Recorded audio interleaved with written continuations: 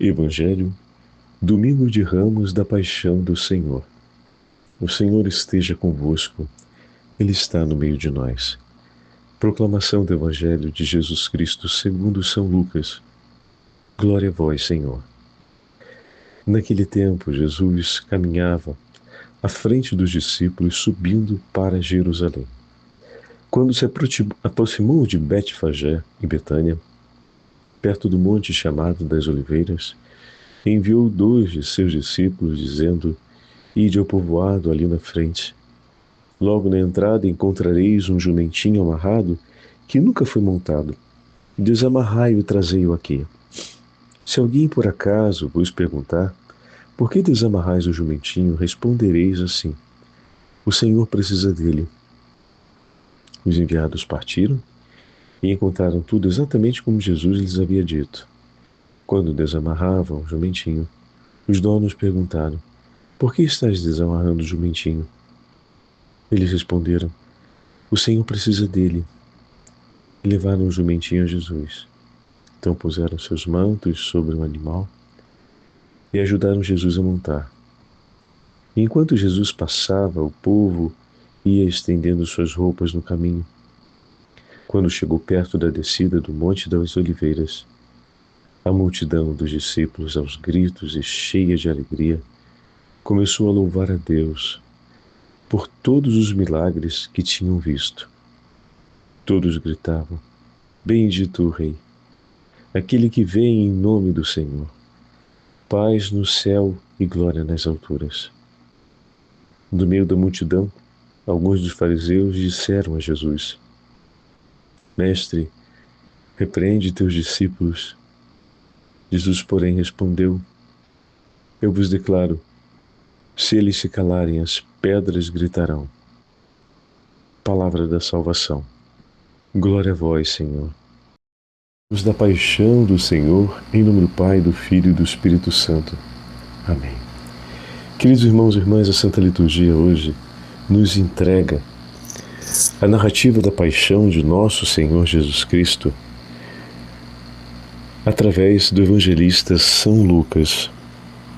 O domingo que nós habitualmente chamamos de Domingo de Ramos, na verdade, tem um nome, ou tem a sua identidade na liturgia, como Domingo da Paixão do Senhor.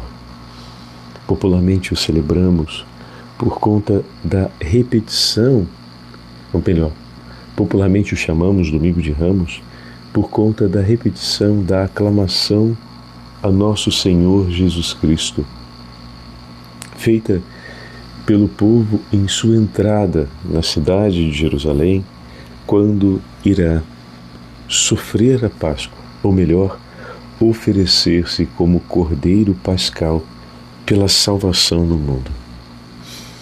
Amados irmãos e irmãs, os textos que a liturgia nos oferece nesse ano C são extraídos, como o padre disse, do Evangelho de São Lucas e nos oferecem particularidades únicas. Hoje não fizemos a leitura de toda a narrativa da paixão. Agora, nessa nossa meditação. Mas eu convido você a poder acompanhá-la atentamente durante a Santa Missa no dia de hoje e, se possível, lê-la antecipadamente também. Eu queria trazer algumas características aqui que se referem ao Evangelho de Lucas e que, por isso, se tornam um tesouro particular esse ano para nós. Ano em que ouvimos as narrativas do evangelista, por se tratar do ano dedicado a ele, o ano C. A entrada de Jesus em Jerusalém, ela é narrada pelos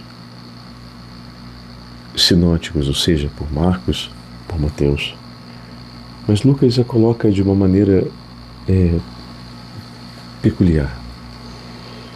Jesus entrega a ordem a seus discípulos que vão e apresentam as ordens dadas a respeito do jumentinho, marcando assim, com clareza, uma completa autoridade do Senhor sobre aquilo que está acontecendo.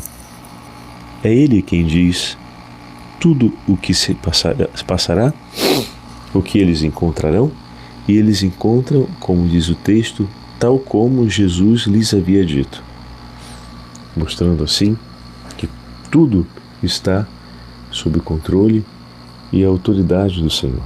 Desamarram o jumentinho, trazem, dão a resposta e colocam o Senhor montado no jumentinho. Enquanto seguem o caminho, porque eram próximos de Betfagé, Jesus começa a descer o Monte das Oliveiras. O Monte das Oliveiras, que é o lugar em que Jesus está em intimidade com o Pai. Sempre, durante todo o Evangelho, Jesus se recolhe em íntima oração com o Pai no Monte das Oliveiras. Ali ele chora por Jerusalém. Ali ele irá profetizar o tempo da ruína da cidade. Ali Jesus irá interceder por seus discípulos. E por fim será aos pés do Monte das Oliveiras que Jesus irá chorar e interceder por todos nós no Getsemane, que está mesmo aos pés do Monte das Oliveiras. O Monte das Oliveiras tem um significado simbólico muito grande no Evangelho de Lucas, e nós vamos observar isso rapidamente. Mas queria chamar a atenção nessa parte do Evangelho que ouvimos, que exatamente quando estão atravessando o Monte das Oliveiras, estão descendo o monte em direção a Jerusalém, é que Lucas conta que o povo começou a glorificar a Deus. Bendito seja o que vem em nome do Senhor, hosana ao nosso Rei. E naquele momento, posteriormente, como vamos ver, na Quinta-feira Santa e na Sexta-feira Santa, e como vimos na narrativa, como viremos na narrativa da Paixão, é ali que o Senhor irá derramar seu suor em gotas de sangue. Ali ele é aclamado como rei por todos aqueles, vai dizer Lucas, que viram seus milagres e acreditaram nele.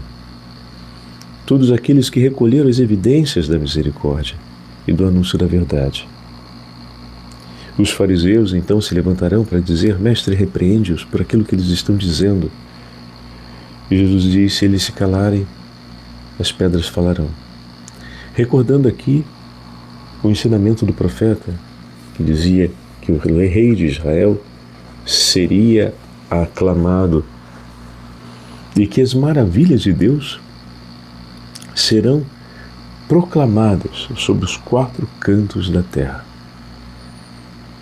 Senão pelos lábios deles, a criação inteira se levantará para glorificar a Deus por suas maravilhas, porque aquele que vem em nome do Senhor está no meio de nós. E Jesus, dessa forma, não impede que os discípulos aclamem a chegada daquele que de fato é o Messias de Israel.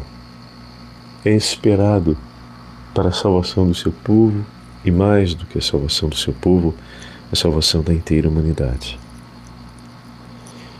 Na continuação da narrativa da paixão do Senhor, Lucas vai nos mostrar Jesus reunido com os discípulos. A narrativa praticamente começa no acontecimento da Quinta-feira Santa, em que ele entrega a sua herança memorial aos discípulos, ordenando os sacerdotes e entregando a eles o dever de celebrar a memória de sua paixão e entregar aos homens o sacramento pelo qual seremos alimentados e sustentados na fé e na caminhada rumo ao céu. O Senhor entrega aos discípulos os tesouros da nossa salvação, a fim de que eles cumpram a missão de seguirem pelo mundo, chamando homens e mulheres à vida em Cristo, confirmando-os na fé e, por fim, nutrindo-os nesta caminhada. Também será ali, logo após realizar essa entrega, e isso é exclusivo de Lucas, que ele dirá a Pedro que Satanás pediu para prová-los, e usando o plural se refere a todos os discípulos, para prová-los, como o trigo que é esmagado sobre a peneira. Jesus diz: eu rezei por vós, eu rezei por ti, para que fiques firme na fé, para que não venha menos na fé. E convertendo-te, confirme a fé de seus irmãos. Então, diante do grande tesouro que foi entregue aos discípulos, Jesus imediatamente vai dizer a Pedro e a eles que intercedeu por eles, pois serão esmagados como o trigo é esmagado para ser purificado. Como o trigo é amassado para que saia toda a casca e toda a impureza, o grão ele vai ser peneirado, ele vai passar por um processo duro em que se extrairá todas as impurezas. E ele disse: Satanás pediu por vocês e eu intercedi por vocês, anunciando que serão submetidos a essa purificação, serão submetidos a esse peneirar, para que todas as impurezas saiam. E o Senhor estará intercedendo por eles. Então que durante a prova, quando começar esse tempo difícil da purificação, eles compreendam e nunca se esqueçam que o Senhor está rezando por eles. E como essa palavra é importante para mim e para você, meus irmãos. Porque uma das coisas que o inimigo tenta colocar no nosso coração, quando nós caímos ou vacilamos, é que não tem mais jeito. É que Deus nos abandonou ou então que perdemos tudo. Lembra-te, o Senhor permitiu que fôssemos peneirados para que as impurezas fossem deixadas. Ele está intercedendo por nós nesta hora. Ele não nos abandonou, para que nós fiquemos firmes na fé. Então essa é a hora fundamental para pedirmos ao Senhor: revigora-nos na fé. O Senhor entrega todos esses tesouros antes de cumprir a paixão por seus discípulos. O que significa dizer que o Senhor, antes mesmo de se entregar por eles, já intercedeu por eles. A entrega é para além da intercessão. Por essa entrega, nós fomos salvos. O Senhor se entregou à morte para a nossa salvação. Ele intercede antes, realiza a entrega. Imagina se agora Ele não continua intercedendo por você. Ele, que não desiste de te amar, não quer que você se perca na fé. Por isso, muitos momentos de provação, como falamos, vamos nos sentir abalados na fé, mas essa é a hora para você suplicar ao Senhor que aumente a sua fé, e não para ficar jururu ou tentar desistir dizendo: a minha fé está muito fraquinha. Recorda-te que o teu Senhor, ao entregar-te a sua família, a sua vida, a sua história, a sua vocação, talvez o povo de Deus em suas mãos, Ele intercedeu por ti, para que fosses firmes na fé e não desistisse. E Ele estará de pé por você, como esteve em sua paixão pela nossa salvação. Então essa imagem é muito importante e bonita para nós, e aparece em Lucas. Na sequência, Jesus aparecerá rezando no Horto das Oliveiras, no lugar da intimidade com o Pai. E ali, Ele receberá a visita do anjo que o consola. A imagem do Horto das Oliveiras, ou do Jardim das Oliveiras, como é chamado, faz recordar, porque Lucas associa Jesus e mostra-nos Jesus como novo Adão à imagem do paraíso, pois o paraíso também era um jardim. E no grego as palavras se aproximam e dão o significado. Paraíso trata-se do jardim. O jardim escolhido e bendito por Deus.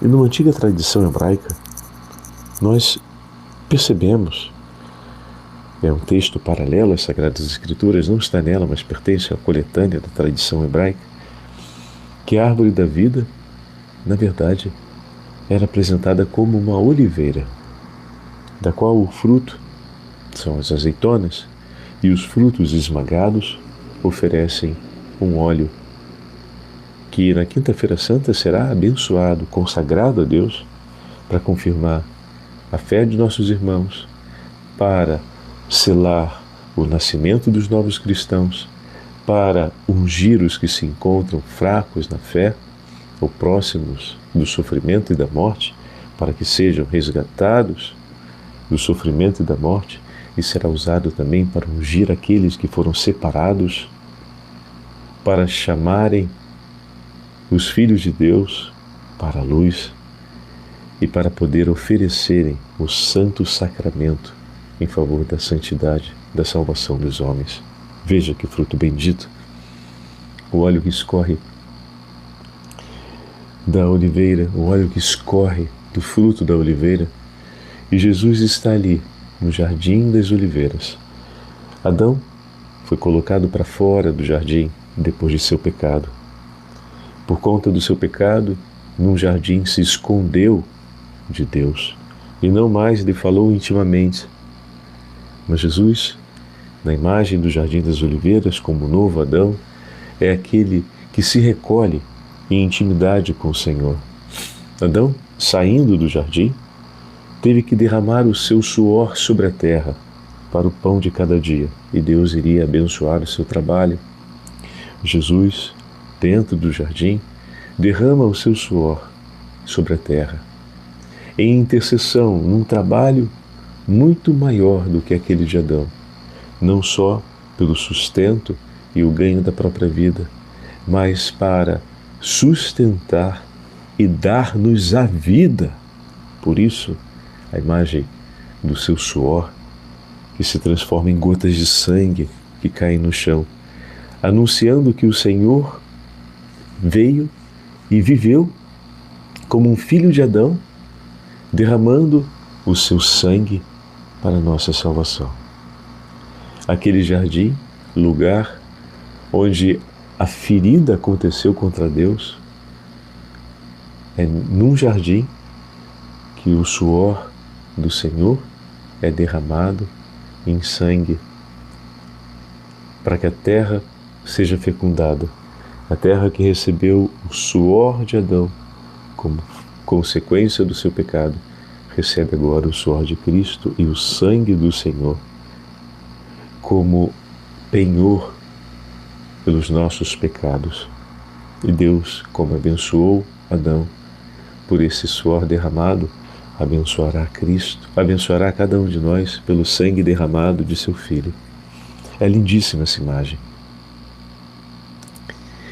Depois do próprio Getsemane, que é a base da montanha, onde exatamente se esmagavam as azeitonas, ou se recolhiam, ao menos, as azeitonas no tempo da colheita, para serem esmagadas, é que Jesus será capturado e levado para Jerusalém.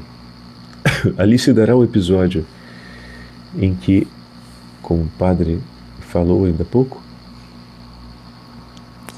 a continuidade do episódio, porque Pedro dirá que estará pronto para seguir ao Senhor, pouco antes, quando está na ceia, e o Senhor vai dizer a Pedro o que disse, que ele foi pedido, Satanás pediu para colocá-los à prova, e vai ser ali que se dará depois o episódio da espada, mas que Jesus já havia advertido a eles a respeito da espada. Do Horto das Oliveiras, o Senhor é levado ao grande caminho da paixão. E eu aqui queria destacar Apenas outras duas coisas para completarmos a nossa meditação.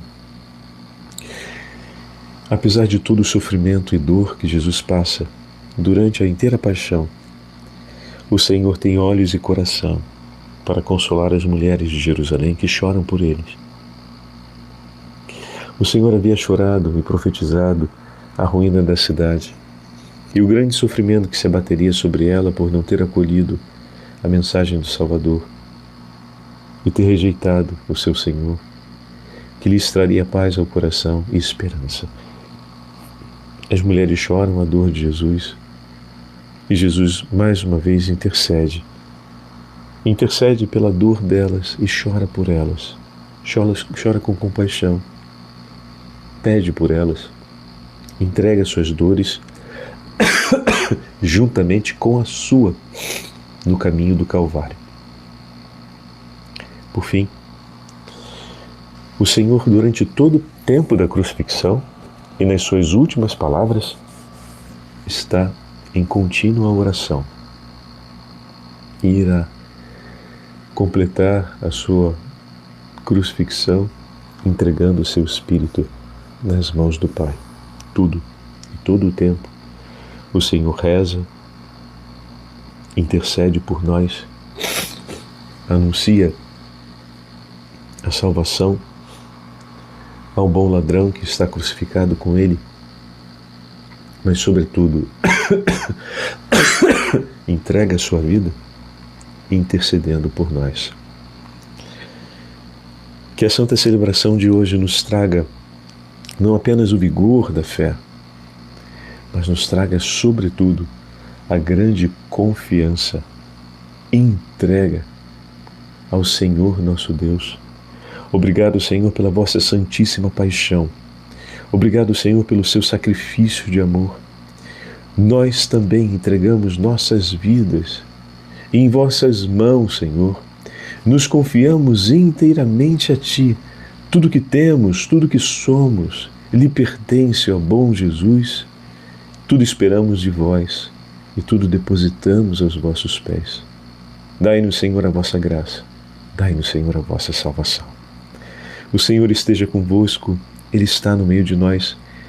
Pela intercessão da Imaculada Virgem Maria e de São José, desça sobre todos vós a bênção do Deus Onipotente, Pai, Filho e Espírito Santo.